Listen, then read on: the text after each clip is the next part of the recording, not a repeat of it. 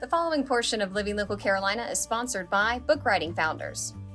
Well, welcome back to Living Local Carolina. Today I am joined by an author in the studio, Barry Wood. Thanks for joining me today. Thank you for having me. Absolutely. We're going to dig right on into your first book that you've ever published. Tell me all about it. Oh, all about it. Well, Yeah. it's called Jack's Cabinet. It was essentially drawn from, the backstory on it is longer than probably this allows, but it was drawn from a literal cabinet in our kitchen. Our oldest son, Jack, had this particular cabinet set aside for him to be able to play in the kitchen, not get underfoot. You can keep a couple toys in there because you're always going to be in the kitchen because mom and your dad's in the kitchen. Yeah. We were like, this is Jack's cabinet. And then our second son came along, Gray, who's the hero of the book, was by name. Since it's fantasy by name. One day we were just in the kitchen talking with my wife Alexia, and I just looked down and Gray's head first in the cabinet, feet dangling out, and it's hilarious. It's one of those hilarious moments. And I just had this flash of, what if he just kept crawling in and just disappeared? Yeah. And that was essentially the eruption point for Jack's Cabinet, and what it turned into in the book, and how it morphed into this thing where our hero Grayson ends up being contacted by a voice through Jack's Cabinet, but from another place, and they start developing one of those secret child friendships. You know, like we see kids with imaginary friends that are talking to somebody. Yeah. This is his imaginary friend Calliope, who's actually a real person, but through Jack's Cabinet, through that, and he goes to this magical land, and I came up with this name. I think I was just doing some research, and I came up with this name for the place, Mikil Gavatha.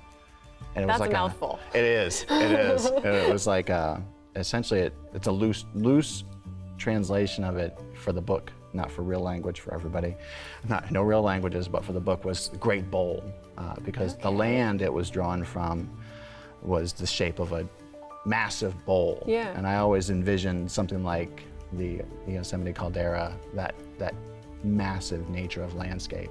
Yeah. where this land is, and we just call it that. So that's where it starts. Right. And he's drawn in by his friend Calliope, and there's the transition where he goes through Jack's Cabinet and his first venture into this tangled forest within Mikil Gavatha, and meets her, and she introduces herself as his friend. He's never seen her before. It's always just been a voice in his mind, and he meets her and all that. And the adventure ensues where she dumps this massive duty upon him that he has to. Of course, the hero's mission. Of course, the hero's quest. I'm a huge fan of the hero's quest. I was a big fan of Joseph Campbell, and I'm drawing a lot from what he wrote and what he did a lot of work on with spelling out and creating the hero's myth and what its basic components are. And I use that quite a bit to keep the framework in, to make sure we tell a complete story as much as possible, but unique as far as being this little kid who's about 2.5 years old in the story when it first starts.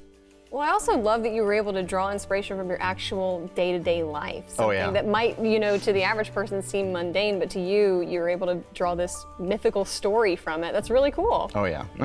We live on a wooded lot on St. Helena Island, South Carolina, and we spend a lot of time out back cleaning up the wood line, and it is magical. I mean, anybody that's been in the South Carolina Low Country knows where all those great oaks are. Oh, of course. And so we draw a lot from where they're out there running around, and I see them by some weirdly shaped tree. I'm like, that's going to be in the book.